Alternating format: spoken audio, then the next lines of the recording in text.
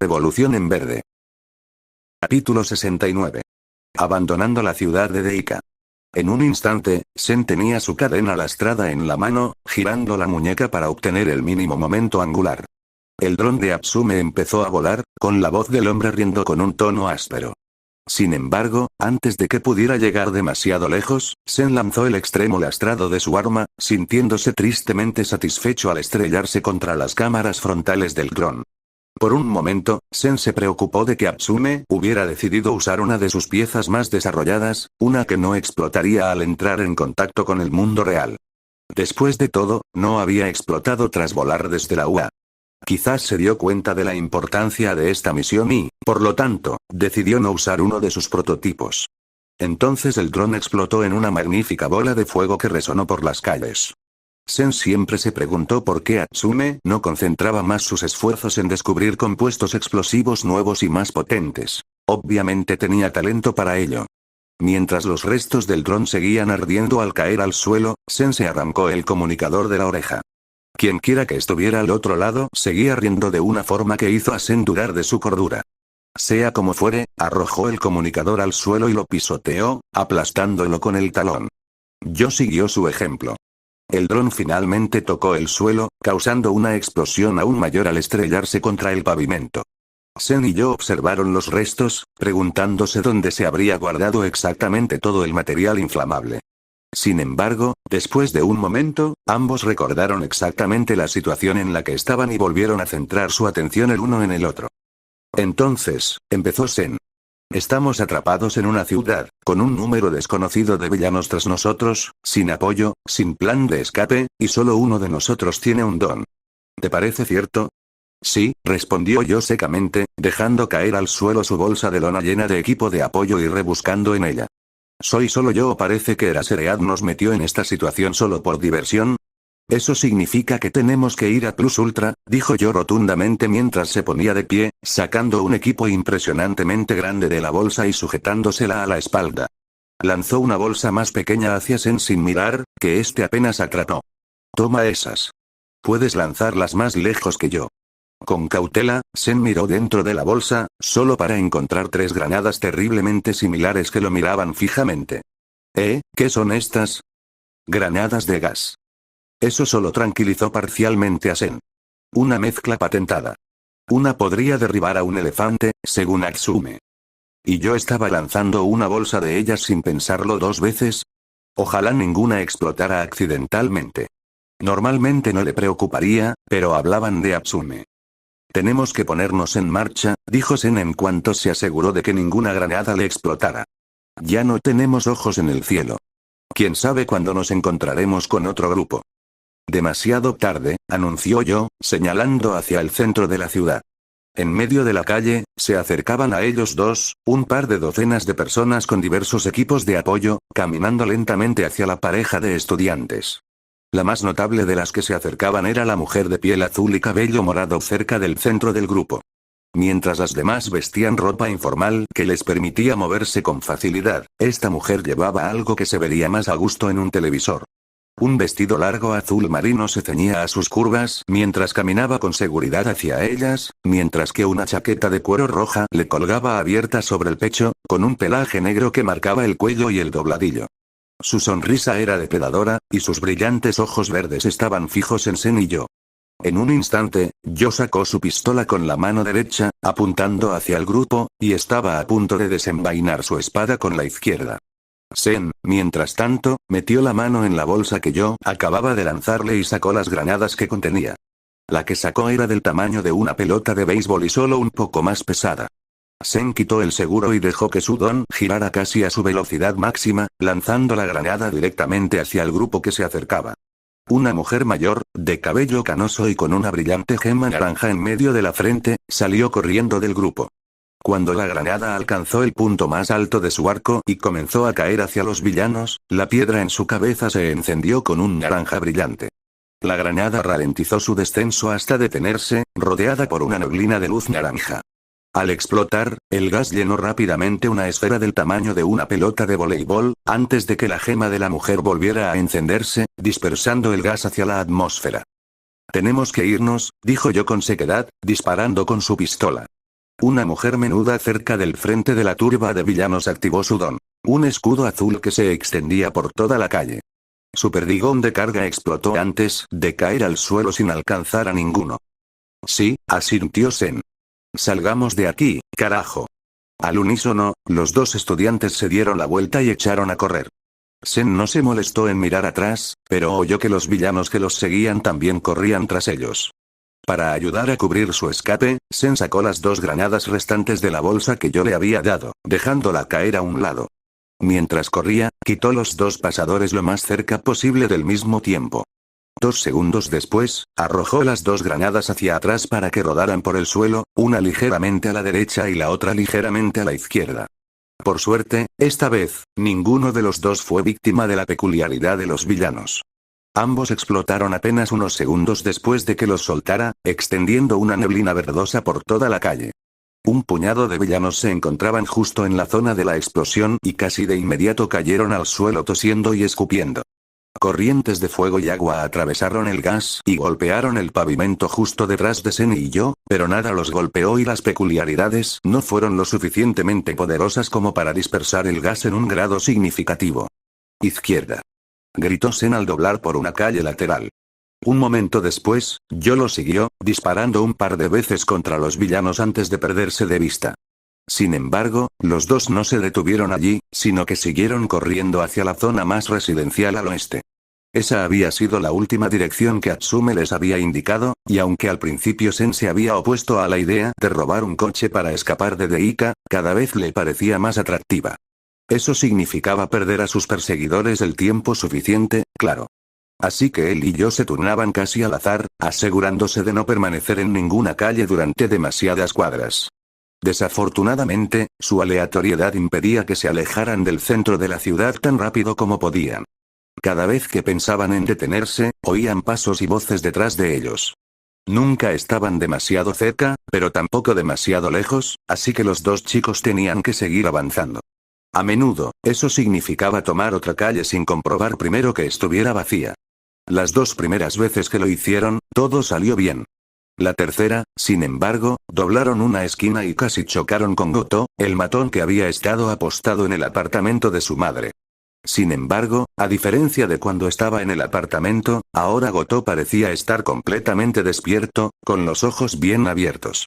Una corriente eléctrica recorrió su cuerpo y Sen estaba seguro de que sus ojos brillaban con un ligero brillo verde. En cuanto doblaron la esquina, Yo levantó su pistola y disparó 2 tiros rápidos al hombre. Sin embargo, ambos perdigones se cortocircuitaron antes de que pudieran impactar la piel de Goto al chocar con la electricidad que lo rodeaba. Al parecer, yo había tenido mucha suerte con la pistola eléctrica en el apartamento. Kaibara, dijo Goto con una voz que parecía grava machacada. Solo te estás complicando las cosas. No sé cómo involucraste a un amigo, pero tendremos que borrarle la memoria también. Ni hablar, imbécil. Gruñó Sen, jadeando levemente. Empezó a girar la cadena con peso en la mano derecha, preparándose para el combate. Al mismo tiempo, metió la mano izquierda en el bolsillo y ajustó los taladros para las puntas de los dedos. Podrían causar heridas graves, pero Sen no iba a dejar nada por escapar. Yo, obviamente, pensaba lo mismo mientras cambiaba la espada a la mano derecha, preparándose para el combate. Habían llegado más lejos de lo que Sen hubiera esperado simplemente con sigilo. Ahora tendrían que luchar. Si el ejército quería detenerlos y borrarles la memoria, Sen estaba dispuesto a hacerlos sangrar por ello. Todo se iba al carajo. Harry seguiría a Kai a cualquier parte, pero incluso él sabía que el joven amo tenía un temperamento terrible. Quizás lo más aterrador era que si Kai no expresaba su ira con prontitud, esta no desaparecería sin más. Se infectaría y crecería como un cáncer horrible en lo más profundo de su alma. Harry nunca había visto a Kai tan furioso como después del ataque a su cuartel general, y estaba preparado para ver arder toda la ciudad de Deika para que Kai pudiera liberar esa ira. Ahora estaban atrapados en las profundidades de la ciudad de Deika, rodeados por 3 lados por hordas de ciudadanos aparentemente comunes que luchaban con una ferocidad rara incluso entre yakuzas curtidos. Todo eso, al final, estaba bien. Entre sus balas que anulaban su don y el propio don de Kai, tenían todo lo necesario para enfrentarse a un gran número de enemigos. Harry se había quedado sin balas para su pistola, pero los cultistas que habían reclutado aún tenían cientos de balas. El verdadero problema se encontraba más allá del escudo amarillo de Canopy. Kai había estado luchando contra quien parecía ser un líder del resurgimiento del Ejército de Liberación Meta y había logrado matarlo. Desafortunadamente, eso aparentemente lo agotó demasiado y otra oleada de poderosos miembros del ejército le tendió una emboscada. Harry no estaba seguro de qué le habían hecho al joven maestro, pero si lo hubieran matado, seguramente haría que sus muertes fueran lentas y dolorosas. Que nunca se diga que Harry no tenía también algo de temperamento. Canopy. Gritó Harry, interrumpiendo con su voz la charla preocupada de los cultistas. Voy a recuperar a Overhaul. Prepárense para levantar su don bajo mi palabra. Sí, señor. Harry ni siquiera escuchó. Aunque tenga y era leal a Kai, de ninguna manera desobedecería a Harry en un momento como este. Serpientes. Los gemelos se giraron hacia Harry, con los ojos abiertos y sin pestañear. Prepárense para ayudarme a abrirme paso entre esas marionetas. Harry señaló bruscamente los objetos envueltos en carmesí y los clones simiescos que llenaban el espacio entre los yakuza restantes y Kai. Usa el gatillo si es necesario. Solo asegúrate de despejarme el camino. Uno de los gemelos rió entre dientes. Quizás eran ambas cosas. A veces, ambos estaban terriblemente sincronizados. Veros. Sí, señor, el arquero habló en voz baja desde el lado de Harry. Manténlos alejados de mí hasta que regrese. Cuento contigo para que vigiles mis puntos ciegos. Por supuesto. Los ojos de Veros nunca vacilaron, pura confianza en su propia habilidad. Tras dejarle instrucciones a Joy sobre qué hacer si ni Harry ni Kai podían regresar, Harry se dirigió al frente del escudo de Tengai. Los gemelos serpientes ya estaban allí y, obviamente, habían tomado su gatillo. Sus rostros se habían alargado, sus escleróticas se habían vuelto negras, dándoles un ligero aspecto de serpientes. Además de los dos juegos de espadas que se extendían desde sus brazos, cada uno tenía 5 látigos de espada adicionales que brotaban de sus espaldas y ondeaban en el aire. Harry se aseguró brevemente de llevar su pistola. No le preocupaba quedarse sin balas que borraran su don. En ese momento, cualquiera que se interpusiera entre él y su jefe merecía morir. No deberían darse el lujo de seguir sobreviviendo, ni siquiera sin su don. Canopy, abre el escudo en un instante, la neblina amarilla desapareció y las marionetas que habían estado esperando pacientemente al otro lado se lanzaron hacia ellos. Los gemelos serpientes corrieron a su encuentro, con sus espadas volando y cortando fácilmente la tela roja que cubría la mayoría de los objetos. Los clones con cara de simio cayeron con la misma facilidad, convirtiéndose en cualquier objeto de oficina. Los serpientes rieron mientras corrían hacia el hombre que parecía controlar las marionetas momificadas. Harry ni siquiera les dedicó una mirada mientras corría hacia Kai, arrodillado en el suelo. Un hombre de larga cabellera blanca estaba justo detrás de él, con la mano apoyada en la cabeza de Kai. Al acortar la distancia entre ambos, se hizo evidente que Kai ya no estaba consciente. Lo que más preocupaba a Harry era el creciente charco de sangre a sus pies. Para cuando llegó a Kai, que estaba arrodillado, al otro lado de la plaza en ruinas, pudo ver que las manos de este habían sido cercenadas limpiamente a la altura de las muñecas y que aún manaba sangre de las heridas. Harry se puso furioso. Tenía la pistola en la mano y apuntaba a la cabeza del hombre de pelo blanco antes de darse cuenta de lo que estaba sucediendo. Sin embargo, antes de que Harry pudiera apretar el gatillo, vio un destello rojo y sintió un dolor punzante en la mano. Un mechón de pelo, finísimo, le atravesó la mano derecha, perforándole la palma y la pistola. El arma cayó al suelo con un ruido metálico mientras Harry se agarraba la mano con dolor. Al mirar a la derecha, Harry distinguió de inmediato el origen del cabello. Una mujer de cabello largo, rojo y metálico. En ese momento luchaba contra uno de los gemelos serpientes, con látigos de cuchillas que combinaban con su cabello, golpe tras golpe, pero de vez en cuando lanzaba una mirada al hombre de cabello blanco. Incluso con esa pequeña distracción, Harry vio cómo su cabello cortaba uno de los apéndices de la serpiente. El látigo de cuchillas cayó al suelo, aún agitándose, mientras la sangre brotaba a borbotones de la espalda del hombre. Ni la herida ni el dolor parecieron importarle mucho al gemelo, quien simplemente redobló su ataque contra la pelirroja, con otra cuchilla brotando de su espalda. Al volverse hacia el hombre de pelo blanco que estaba de pie junto a Kai, Harry se dio cuenta por primera vez de que apenas se había movido, ni siquiera para reaccionar cuando Harry le apuntó con una pistola. Lo único que había hecho desde que Harry llegó fue apartar lentamente la mano de la cabeza de Kai y mirarle la palma. La boca del hombre se movía apenas, como si hablara consigo mismo, pero no emitía ningún sonido. Como ya no tenía su arma, Ari optó por la siguiente mejor opción. Extendió la manecilla de la hora desde su cabello, rozándola con el pecho del hombre de pelo blanco. De inmediato, el movimiento de la boca del hombre se detuvo. Una hora tendría que ser suficiente para sacar a Kai de allí. Mientras Kai aún estaba consciente, Ari supo con solo una mirada que había entrado en shock. La piel que alcanzaba a ver estaba pálida y cubierta de sudor, y respiraba entrecortadamente. Ari arrancó 2 tiras de tela de su camisa y las envolvió alrededor de las muñecas de Kai. No era el tratamiento más higiénico ni efectivo, pero era mejor que Kai se desangrara. Una vez resuelto el asunto, Ari cargó a Kai sobre sus hombros y emprendió el regreso con el resto de la yakuza. Estaba a medio camino de regreso con sus compañeros cuando una de las flechas Cerberus pasó junto a su rostro, a menos de 2 centímetros de alcanzarlo en la cabeza. La oyó hundirse en la carne tras él, pero no se molestó en mirar atrás para ver a quién le apuntaba exactamente. Ari quizá no confiara en la mayoría de los antiguos cultistas de Umarise, pero confiaba en Veros. En cuanto Ari regresó con su familia, Tengai volvió a levantar el escudo.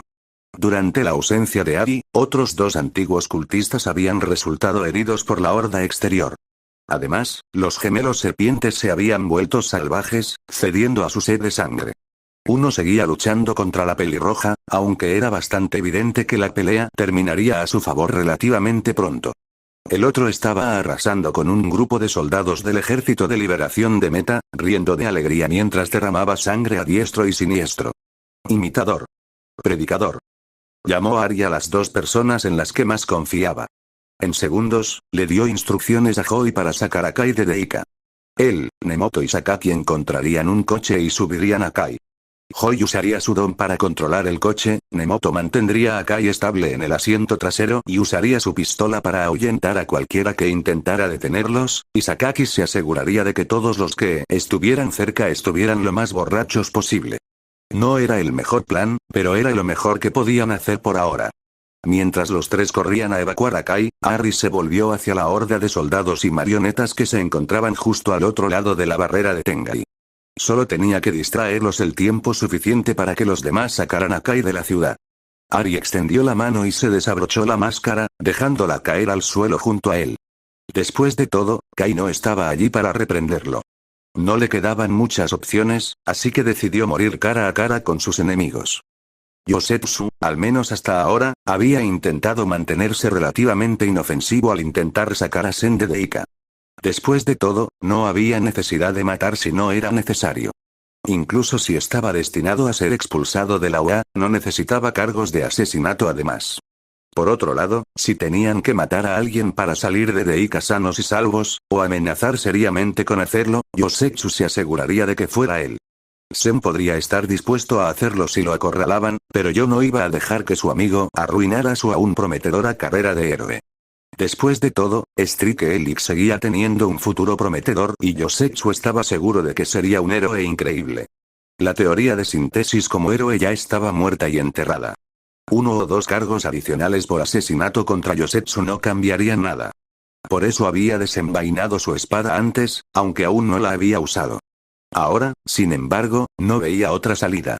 Yosetsu enfundó rápidamente su pistola, empuñando su espada con ambas manos. Mientras lo hacía, Sen empezó a girar su cadena lastrada, desplazándose a la izquierda para flanquear a Goto.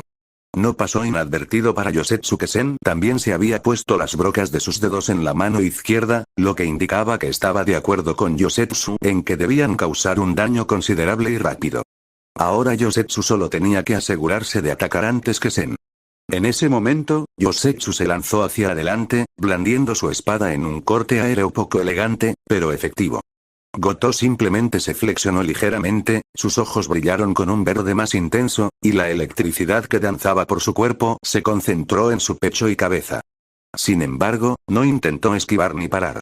Los ojos de Yosetsu se abrieron ligeramente al darse cuenta de que su golpe iba a ser limpio. Aunque estaba listo para matar, no esperaba que sucediera tan de inmediato. Sintió alivio y preocupación a la vez cuando su espada se acercó a la cabeza de Goto y se detuvo al ser rodeada por la electricidad. La espada se detuvo a pocos centímetros de la cabeza de Goto, empujada hacia atrás por lo que parecía una fuerza magnética increíblemente fuerte. Goto sonrió con malicia, mientras Yosetsu ponía todo su peso corporal detrás de la espada, ganando una fracción de pulgada más. Lo siguiente que Yosetsu supo fue que Goto le asestó un puñetazo directo a la cabeza. Intentó esquivar el golpe, pero el enorme puño de Goto seguía impactando con fuerza. Yosetsu tropezó un paso, su espada fue apartada del pecho de Goto, le zumbaron los oídos y empezó a sangrar por la nariz. Cuando Yosetsu volvió a mirar a Goto, vio a Sen blandiendo su cadena con peso contra la ancha espalda del hombre. La electricidad se reposicionó de nuevo al otro lado de Goto y el extremo con peso de la cadena de Sen se curvó en el último instante. Goto asestó un revés casual a Sen, quien apenas logró alejarse usando su don. Mientras el hombre estaba distraído, Yosetsu acortó la distancia entre ambos, asestando un nuevo golpe con su espada.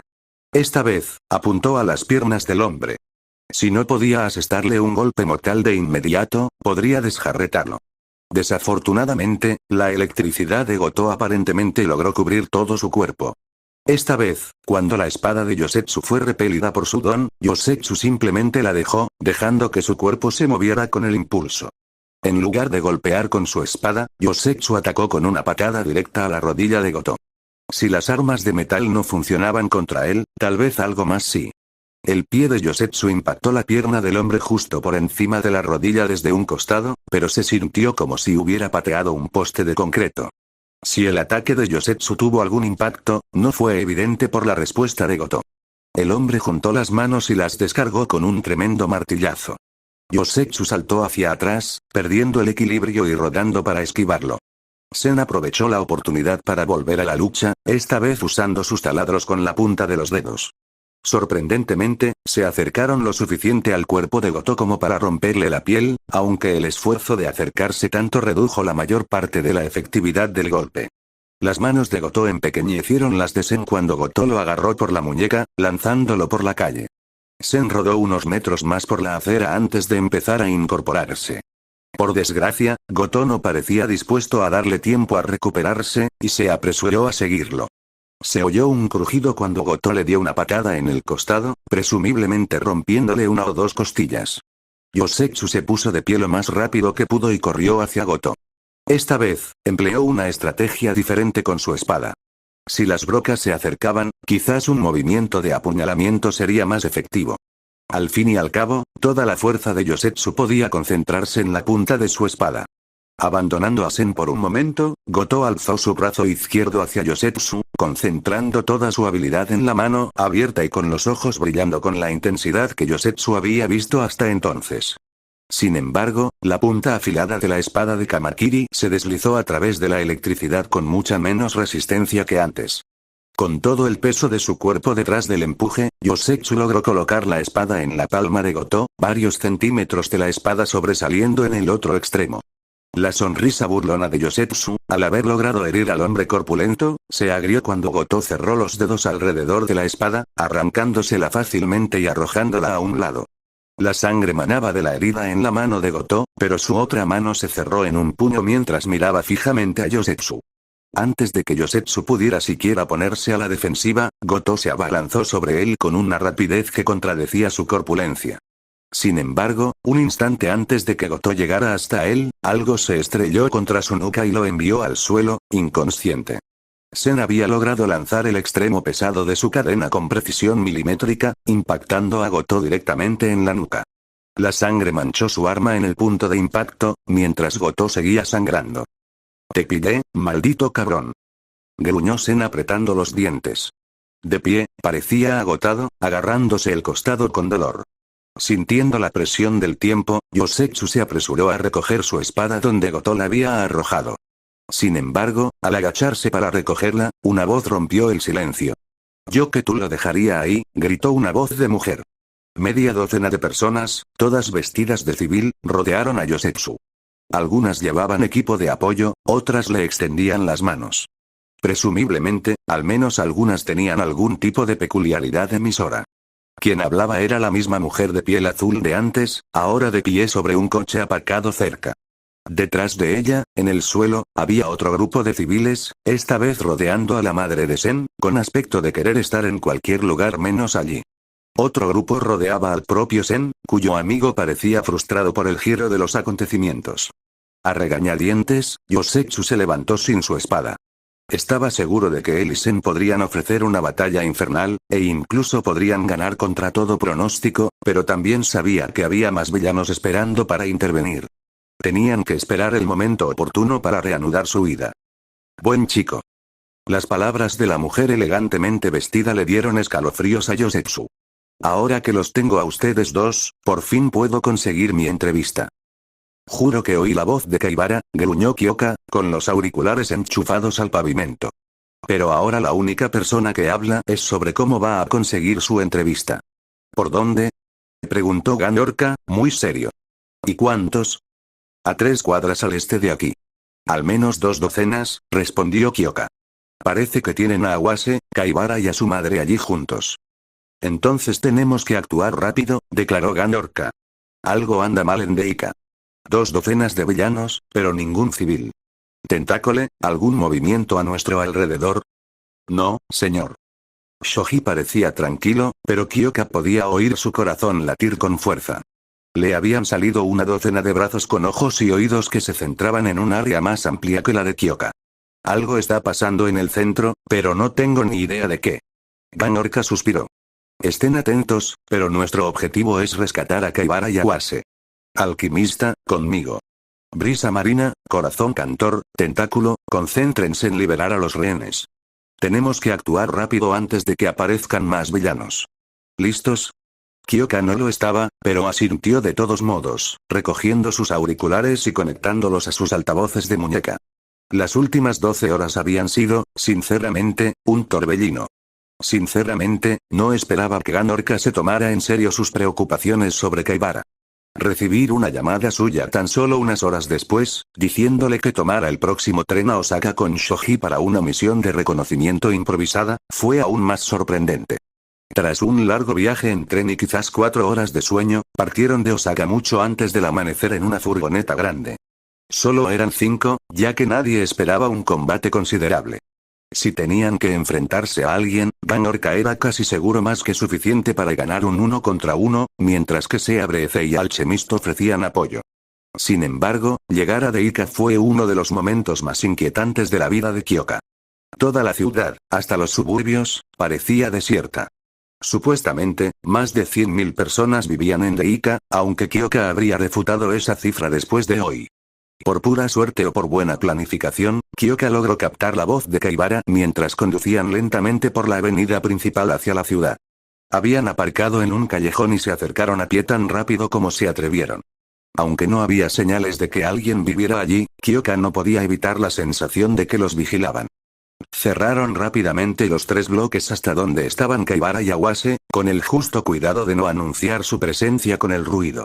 Afortunadamente, la mayoría de los villanos estaban concentrados en Kaibara y Awase, así que Ganorka tuvo unos momentos para dar las últimas órdenes antes de que comenzara la pelea. Un vistazo a la situación fue suficiente para dar órdenes más detalladas. Brisa marina, trae a la madre. Tentáculo, concéntrate en Kaibara. Está herido. Canción del corazón, concéntrate en Awase. Alquimista, cúbreme. Voy por el líder. Kyoka no sabía si debía sentirse orgullosa de que Ganorka confiara en ella para derrotar a 6 villanos ella sola o abrumada por la tarea que tenía por delante. Plus Ultra, decidió. El cabello azul claro de Sea Brece, casi blanco, y las mangas sueltas de su traje de heroína se movían constantemente como si las hubiera cogido una ráfaga de viento, lo que indicaba que ya estaba preparando su don. De las 2 compañeras que Ganorka había traído, ella era la más centrada en el combate. Mientras se cambiaba en el vestuario de la agencia, Kyoka descubrió lo sorprendentemente musculosa que era la joven bajo su discreto traje azul y verde. Alchemist, aunque aún estaba en forma, no estaba en la misma forma que Sea Brece, y su don era menos apartamento para el combate directo. Por ello, llevaba una pistola de cemento para ayudarle en el combate, al igual que muchos de los compañeros de Ganorka. Era imposible saber cómo se sentía ante la situación en la que se encontraban, ya que su disfraz incluía una máscara que le cubría el rostro con un gran símbolo de un círculo dentro de un cuadrado, un triángulo y un círculo. En algún momento le había explicado a Kyoka la historia del símbolo en la alquimia, pero ella no recordaba exactamente lo que había dicho. La única parte visible de su cuerpo era su largo cabello dorado y metálico recogido en una trenza apretada. Ahora, dijo Ganorka con voz áspera antes de echar a correr hacia los villanos. Kyoka se sorprendió un poco al encontrarse justo detrás de él, igualando el paso de los demás. Hubo un momento de sorpresa tanto por parte de los villanos como de Kaibara y Awase antes de que se desatara el caos. Aprovecharon ese tiempo para asegurarse de tomar la iniciativa. Ganorka asestó un puñetazo a uno de los villanos que rodeaban a Kaibara, haciendo volar a un hombre con bufanda y cola de león, derribando a 2 villanos más en el proceso. El héroe corrió hacia la mujer de piel azul, que obviamente era la líder, dejando a Shoji a cargo de alejar a Kaibara de los otros 3 villanos. Mientras corría junto al grupo de villanos que rodeaba a Awase, estos abrieron fuego con diversas peculiaridades de emisor.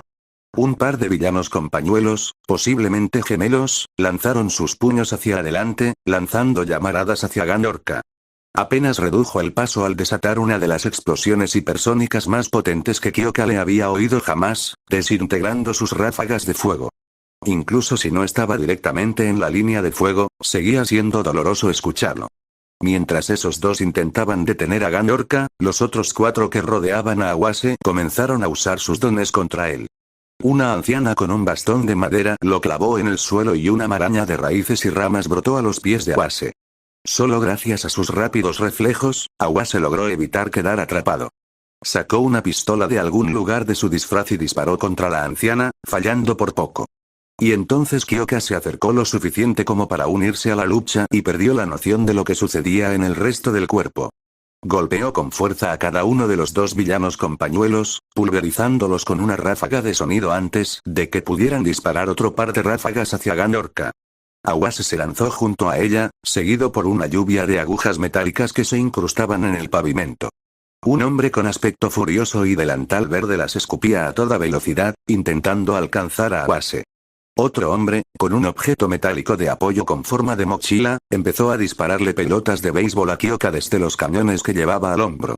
Por suerte, su puntería era pésima, y Kyoka logró fácilmente alcanzar un auricular y hacer vibrar todo su objeto de apoyo.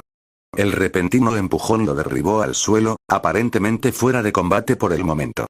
Para cuando se giró hacia Awase, este había logrado disparar un par de veces más con su pistola, eliminando tanto a la anciana como al hombre del delantal.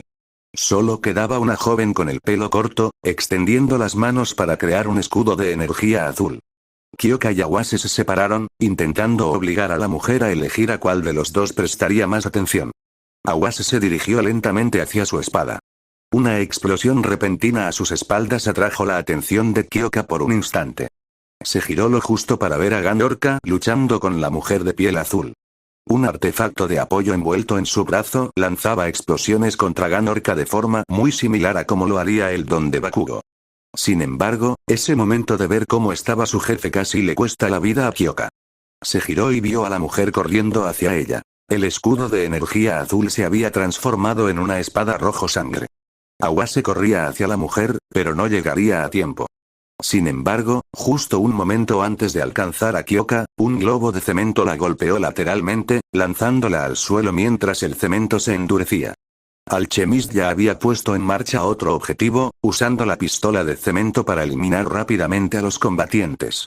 Un adolescente delgado se abalanzó sobre él, con un gran martillo metálico en alto sobre la cabeza. Con un gesto de su mano libre, Alchemist giró el martillo hacia plomo, desequilibrando a su agresor. Cuando el adolescente tropezó y cayó, Alchemist ni siquiera lo miró mientras le disparaba 2 veces con la pistola de cemento, dejándolo inmóvil. El repentino rugido de Ganorka atravesó el ruido de las batallas que se apaciguaban rápidamente. Kyoka se giró para verlo arrojar a la mujer de piel azul fuera del coche, abriéndola paso entre el grupo de villanos que amenazaban a Seabrece y a la madre de Kaibara. Aunque las explosiones que el líder había estado provocando obviamente habían herido a Ganorka, este seguía moviéndose con la misma seguridad de siempre. Con una enorme mano, agarró a la madre de Kaibara y la cargó sobre su hombro, saltando lejos de los villanos caídos. ¡Fuera!, gritó, y Kyoka obedeció con gusto. Solo faltaban unas pocas cuadras para llegar a su auto y luego podrían salir de esa ciudad espeluznante. Awase tardó un instante en recoger su espada del suelo antes de salir corriendo tras los demás. Kaibara estaba herido, montado en la espalda de Shoji. A pesar del caos que los rodeaba, Kyoka podía oírlo susurrar con claridad, intentando llamar su atención. No la traigas. Es una de ellos. Las miradas de Kyoka y Shoji se cruzaron, abiertas por el pánico. Ganorka. Mira. Kyoka no terminó su advertencia antes de que la mujer sobre el hombro de Ganorka explotara. Lo que había comenzado como una retirada combativa corría grave peligro de convertirse en una derrota absoluta. Incluso al principio de la retirada, solo un puñado de antiguos camaradas de Veros la acompañaban a ella, a Chronostasis y a Kanopi. Sin embargo, tras alejarse 5 o 6 manzanas de la enorme torre en el centro de la ciudad, solo quedaban 5. Solo 2 de sus antiguos camaradas de Umari se quedaron con el grupo, disparando con fiereza balas que borraban su don contra las masas que los perseguían. Tras ver lo sucedido con los cultistas que intentaron rendirse al ejército de liberación de Meta, decidieron que era mejor morir luchando. Ni Chronostasis ni los soldados del Mla tuvieron piedad de esos cobardes. Veros se había quedado sin balas explosivas ni eliminadoras de peculiaridades, y casi sin flechas. Había recurrido a todo lo que encontraba, ya fueran fragmentos de pavimento roto, trozos de varilla o los restos de los emisores de peculiaridades que usaban los soldados. Hacía tiempo que Chronostasis se había quedado sin munición, borrado de peculiaridades y demás, y ahora luchaba cuerpo a cuerpo con un cuchillo que le había robado a un desafortunado soldado del Ejército de Liberación Militar, MLA. Si la velocidad y precisión con la que lo usaba eran un indicio, tenía un pasado importante como luchador con cuchillo. Kanopi era, con toda probabilidad, la única razón por la que alguno de ellos seguía con vida. Había estado usando su don casi constantemente desde que se toparon con los soldados del MLA. Desde protegerlos de sus donaciones de largo alcance hasta dividirlos en grupos más pequeños para que se enfrentaran a ellos poco a poco, él era el pegamento que los había mantenido unidos. Desafortunadamente, el esfuerzo le estaba pasando factura.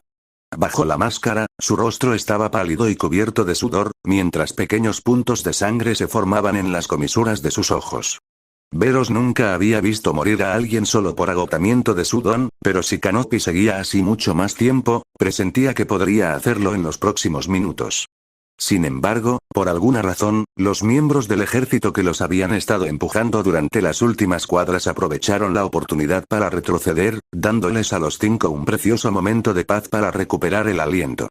Ya no podía moverse tan rápido. El agotamiento de Kanopi lo reducía a paso de hombre, y uno de los exmiembros de Umarise avanzaba con lo que probablemente era una pierna rota. A pesar de todo, continuaron avanzando lentamente hacia la salida de la ciudad en medio del repentino estallido de violencia. Sin embargo, cuanto más duraba la ruptura, Veros se preocupaba cada vez más por lo que estaba a punto de suceder. Si el ejército hubiera presionado un poco más, probablemente se habrían desmoronado. Ella no era la única que sentía paranoia. Chronostasis apuntaba su pistola en una dirección diferente a cada segundo, con la mirada desorbitada y una mueca en el rostro. Incluso el clima parecía reflejar sus emociones mientras las nubes oscuras se acumulaban sobre sus cabezas mucho más rápido de lo normal, centradas sobre la torre. Kanopi debió de ver algo que ni siquiera Veros ni Chronostasis pudieron ver, o quizás simplemente actuaba por instinto. En cualquier caso, una repentina caída de la temperatura a su alrededor fue la única advertencia que recibió Veros antes de que Kanopi desplegara un escudo y una enorme ola de hielo se estrellara contra él. Desafortunadamente, esa era la última protección que les quedaba de Kanopi. Su escudo desapareció al desplomarse en el suelo, con sangre manándole de los ojos y respirando entrecortadamente. Algunos de ustedes tienen habilidades meta extraordinariamente fuertes. Es una pena que firmaran su sentencia de muerte al matar a Redestro. El hielo a su alrededor retrocedió lentamente, revelando una columna de hielo en medio de la calle que habían estado siguiendo. Un hombre con una parca azul que les cubría todo el cuerpo los observaba desde lo alto de la columna. Veros solo podía ver el brillo de sus ojos bajo la capucha de la parca. Chronostasis se rió ante la declaración del hombre. Puedes capturarnos, matarnos, lo que quieras. Overaul se escapó, y eso es todo lo que importa. Todo lo que pasó después es solo la guinda del pastel. ¿Revisión? El hombre en el pilar levantó una mano y un dragón de hielo surgió tras él. En sus fauces se alzaba un pequeño coche negro, el mismo que Mimik había tomado al salir de la ciudad.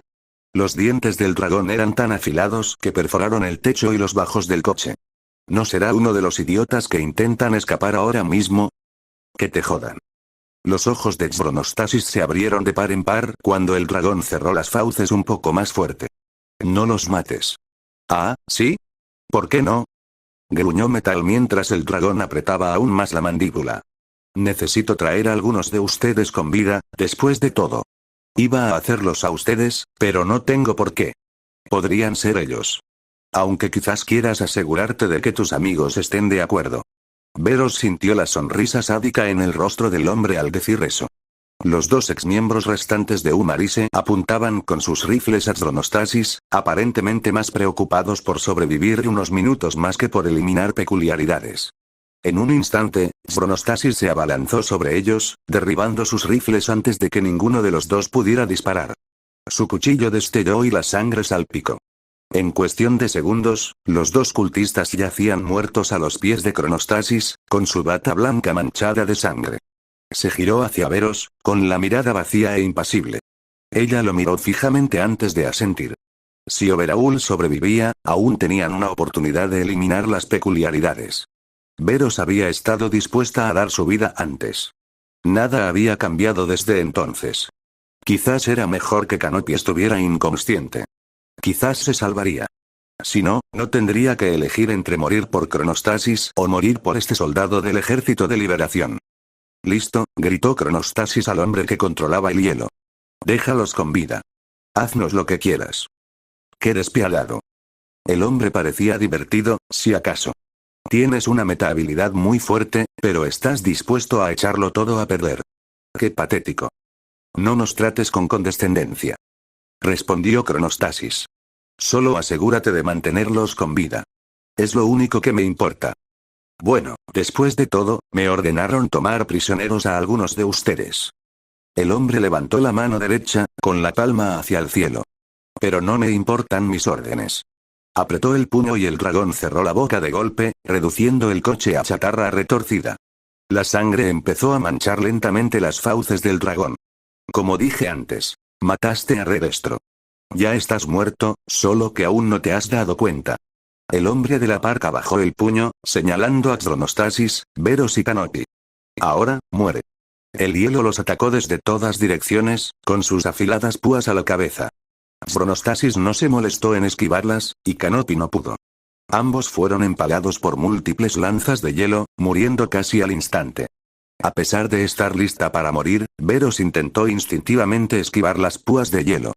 Casi lo logró, esquivando todas las lanzas menos una. Sin embargo, esa punta la alcanzó en la pierna izquierda, dejándola inmovilizada. En un instante, preparó su última flecha, apuntándola directamente al hombre que tenía delante. Disparó menos de un segundo antes de que una segunda oleada de puntas de hielo volara hacia ella.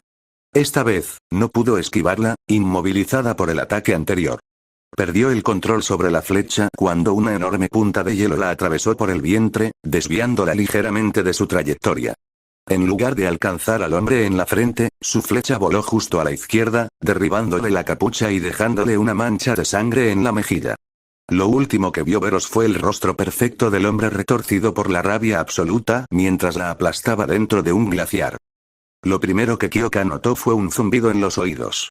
Se sentía como si flotara en el aire. Lo único que percibía era una nota pura que se desvanecía lentamente, a un paso del mi bemol, 2 octavas por encima del do central. A medida que el timbre se apagaba, Kyoka oía a la gente gemir y moverse a su alrededor. Eso le hizo darse cuenta de que ella tampoco se sentía muy bien. Kyoka abrió los ojos y vio a todos los que escapaban con ella esparcidos por la acera, alrededor de una marca de explosión en el centro de la carretera. Poco a poco, Kyoka recuperó la memoria y recordó haber visto explotar a la madre de Kaibara. Ahora, su cuerpo yacía en el centro de la marca de explosión, inmóvil y en silencio. Los oídos de Kyoka seguían zumbando, pero estaba bastante segura de que no oiría un latido aunque no hubiera zumbido. Ligeramente a la izquierda del cuerpo de la madre de Kaibara yacía Ganorka. Su traje estaba quemado sobre su hombro derecho y el lado derecho de su torso, revelando piel quemada y sensible debajo.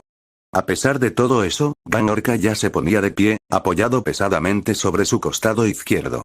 Si Ganorka podía ponerse de pie, no había ninguna razón para que Kyoka no se pusiera de pie. Al estirarse, obligándose a moverse y comenzar a ponerse de pie, sintió como si la hubieran metido en una lavadora. No por primera vez, Kyoka se alegró de tener al menos la protección de su chaqueta de cuero. El traje de Seabrece, por otro lado, no había resistido tan bien. Sus telas sueltas y vaporosas se habían rasgado y desgarrado al caer por el pavimento, dejándole unas desagradables raspaduras. Sin embargo, no dejó que eso la detuviera, pues ya estaba de pie, arrancándose los restos de las mangas para dar más libertad de movimiento a sus brazos, mostrando su figura musculosa. Awase, Shoji y Alchemist intentaban, de una forma u otra, levantarse del suelo. Kaibara, en cambio, estaba pálido como la ceniza, retorciéndose de dolor. En cuanto Shoji se puso de pie, corrió hacia donde Kaibara yacía, intentando aliviar su dolor y ayudarlo a ponerse de pie. Awase estaba a solo unos pasos detrás de Shoji. El sonido de pasos y una respiración agitada llamó la atención de Kyoka, quien al girarse descubrió que muchos de los villanos con los que habían luchado para rescatar a Kaibara y Awase se habían reagrupado y los seguían. Además, sus filas habían aumentado hasta incluir docenas de hombres idénticos, corpulentos y simiescos. Debía haber una explicación relacionada con algún don para que hubiera tantos con aspecto idéntico, pero Kyoka no tenía ninguna en mente. ¿Dónde estaba Izuku cuando lo necesitabas? De hecho, sería útil para muchas cosas en ese momento. Creo que ha habido un malentendido. La mujer de piel azul le habló a Ganorka con el tono mesurado y uniforme de una oradora experimentada. Esos chicos y yo estábamos ultimando los detalles de una entrevista televisada. Su violenta intervención fue innecesaria y peligrosa. Le aseguro que nuestros abogados se pondrán en contacto con usted. Su indignación habría sido más creíble si no hubiera seguido sosteniendo el objeto de apoyo que le permitía dispararle explosiones a Ganorka. El hecho de que hubiera unos 30 villanos desplegados detrás de ella, listos para atacar al pequeño grupo de héroes frente a ellos, tampoco ayudaba. Hubo un momento de silencio mientras la amenaza de la mujer flotaba en el aire. Ganorka resopló. Creo que ya han dejado bastante clara su postura. Ahora, si nos disculpan, nos vamos. Incluso con el abrigo de su disfraz medio quemado, Ganorka seguía intimidando. Sin embargo, eso no detuvo a la mujer de piel azul. No, no creo que lo hagas. Al fin y al cabo, siempre consigo mi entrevista. Señaló con el dedo a los héroes y los villanos que la rodeaban se abalanzaron sobre ella.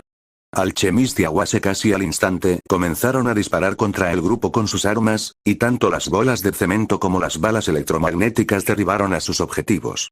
Uno de los simios cayó sobre una bala electromagnética, deshaciéndose en un lodo gris que reveló un archivador debajo. Tenemos clones. Gritó Seabrece un instante antes de unirse a la lucha cuerpo a cuerpo. Había moldeado el aire a su alrededor en un par de armas invisibles. Aunque normalmente luchaba con tonfas o un bastón, sabiendo que muchos de sus oponentes eran clones, al parecer hoy había optado por las espadas. Atravesó al primer par de clones en un instante, con heridas repentinas en sus pechos antes de que se derritieran en el mismo lodo gris. Seabrece fue más cuidadosa con los enemigos explícitamente humanos con los que luchó, aunque no por mucho, ya que la sangre se mezclaba con el lodo de los clones. Por su parte, Kyoka no tuvo tiempo de quedarse mirando boquiabierta antes de que un cuarteto de hombres mono intentara rodearla, agarrándola con manos gruesas y carnosas. Se zafó de la primera mano que la agarraba, contraatacando instintivamente con uno de sus auriculares. En cuanto se hundió en la piel del clon, envió una ráfaga de vibraciones a través de ella. Incluso esa pequeña vibración fue suficiente para desestabilizarlo, reduciéndolo a barro y mugre. Kyoka se colocó el otro auricular en el amplificador de muñeca, disparando a los 3 clones restantes. Tras un instante de exposición, los 3 perdieron su forma, derritiéndose en baba, dejando atrás 2 sillas de oficina y una impresora. Se oyó una explosión y Kyoka levantó la vista justo a tiempo para ver a la mujer de piel azul apuntando de nuevo con su dispositivo de apoyo a Ganorka. Desafortunadamente, también estaba rodeado por al menos 8 clones simiescos. Si bien pudo destruir a uno de un solo golpe, no tuvo tiempo de eliminarlos a todos antes de la siguiente explosión. Obviamente, sus ondas hipersónicas tampoco lograron dispersarlos eficazmente. La mujer de piel azul apuntó a Ganorka con una sonrisa petulante y Kyoka se movió por instinto. Sus 2 auriculares se deslizaron hasta los amplificadores de sus botas, mucho más grandes que los que llevaba en las muñecas. Con una respiración profunda, Kyoka obligó a todo lo que tenía a través de su don. Una explosión masiva de sonido de baja frecuencia surgió de los altavoces de Kyoka. Mientras cruzaba la calle a toda velocidad, los villanos se agarraron la cabeza y los clones simplemente se desvanecieron. Van Orca alzó los brazos para protegerse de la explosión. Sin embargo, en el último segundo, el equipo de soporte del brazo de la mujer brilló, adquiriendo un tono gris oscuro y opaco, tirándole del brazo hacia abajo al aumentar repentinamente su peso. La explosión que habría impactado directamente contra Ganorka se dirigió al suelo, lanzando a la mujer de piel azul hacia atrás. Alchemist debió usar su don en el equipo de soporte, transformándolo del metal que fuera a plomo. Kyoka dirigió otra onda de sonido de baja frecuencia hacia los clones que intentaban rodear a Kaibara. Su compañero estaba obviamente herido, incapaz de luchar con la misma eficacia que de costumbre. Aunque Awase hacía todo lo posible por defender a su amigo con su espada, aún corrían el peligro de ser acorralados. Van Orca levantó a la mujer de piel azul de donde había caído y la arrojó lejos del grupo, derribando a varios de los villanos que aún intentaban entrar en la refriega. Continuó con la explosión hipersónica más potente que Kyoka jamás le había oído, paralizando a todos los villanos cercanos. Afortunadamente, el resto del grupo lo seguía. Aunque el ataque hipersónico fue tan fuerte que dejó a Kyoka con un zumbido en los oídos, no la paralizó. «Nos vamos», bramó Ganorka. «Tentácole, lleva a Kaibara. Alquimista, se abrece, abren el camino. Yo iré en la retaguardia». Dicho esto, desató otro ataque hipersónico, asegurando que todos los villanos quedarán paralizados. Shoji cargó a Kaibara a su lomo y salió al trote detrás de Seabrece y Alchemist. Kyoka echó un último vistazo a Ganorka antes de seguir a Wase. Por suerte, no se encontraron con más villanos ni clones de camino a la camioneta. Ganorka se arrancó los restos de su abrigo al llegar y lo tiró a un lado. «Traigan a Kaibara atrás. Yo conduzco. Los demás, manténganlo cómodo». Mucho más rápido de lo que Kyoka hubiera esperado, los 6 se situaron en la parte trasera de la camioneta y Ganorka salió del callejón donde se habían escondido. Haciéndose a un lado con sutileza, en cuanto llegó a la vía principal, Ganorka pisó a fondo el acelerador, presionando a Kyoka contra las puertas traseras de la camioneta. De no ser por Shoji y Seabrece, Kaibara probablemente se habría unido a ella. «Tenemos compañía». La voz de Ganorka se escuchó desde el compartimento del conductor hasta la parte trasera de la camioneta. Alchemist tomó la iniciativa de abrir una de las puertas traseras. El viento soplaba por la parte trasera de la camioneta hasta que Seabrece comenzó a usar su don para mantener la calma en el interior. Detrás de ellos, 3 coches negros se acercaban rápidamente. Si bien su furgoneta tenía mucho espacio para pasajeros y carga, no era el vehículo más rápido de la carretera. Un hombre de tez gris se asomó por la ventanilla del copiloto de uno de los coches y lanzó un montón de piedras afiladas contra la furgoneta. Por suerte, aún estaba a una distancia muy corta para que sus proyectiles alcanzaran la furgoneta, ya que eran lo suficientemente afilados como para perforar el asfalto donde impactaron. Por desgracia, todos los conductores que iban detrás eran lo suficientemente hábiles como para esquivar los fragmentos de roca manteniendo la velocidad. Habría sido mejor que al menos uno de ellos hubiera pinchado una rueda o algo similar. ¿No deberíamos hacer algo con ellos? Awase se estaba quitando el enorme objeto de soporte que llevaba en la espalda, aunque Kyoka no estaba seguro exactamente de qué era. «En ello». Fue la respuesta completa de Alchemist. Se quedó de pie en la parte trasera del coche, sin apoyo, con los ojos cerrados y ambas manos al frente, señalando a los coches que se acercaban cada vez más. El hombre de piel gris generó otra piedra afilada en su mano, preparándose para lanzársela en cuanto se acercaran. El alquimista inhaló profundamente antes de abrir los ojos y exhalar de repente. Las 2 ruedas delanteras de los 3 coches se desprendieron repentinamente y salieron disparados al azar mientras se desviaban y chocaban. «¿Qué fue eso?», preguntó Awase. «Convirtieron sus ejes delanteros en mercurio», jadeó el alquimista, cayendo de espaldas al suelo con un golpe sordo. «Líquido a esta temperatura. Difícil de hacer a distancia. Aún no somos libres», anunció Seabrece, mirando por la parte trasera de la furgoneta. Un hombre con un mono morado se dirigía hacia ellos a toda velocidad, como si patinara sobre hielo, con su capa verde ondeando tras él. Deslizándose hacia adelante. Se movía aún más rápido que cualquiera de los coches y parecía completamente impasible ante lo que acababa de ocurrirles a los otros villanos. En cada mano sostenía un fragmento de piedra afilada del villano de piel gris, cada uno de al menos 1 metro de largo. Mientras Kyoka observaba, Sliding Dough se levantó con un brazo y lanzó su jabalina improvisada hacia su camioneta. El ataque dio en el blanco, y solo el escudo antiviento de Seabrece los salvó de sufrir daños. Sin embargo, Sliding Dough no se rindió. Se cambió la jabalina restante a la mano principal y volvió a impulsarse, moviéndose aún más rápido. Estaba a solo 6 metros detrás de la camioneta, lo suficientemente cerca como para que Kyoka viera las escamas doradas que bordeaban sus guantes, cuando oyó a Awase detrás de ella. «Agáchate», escuchó Kyoka, lanzándose al suelo de la camioneta.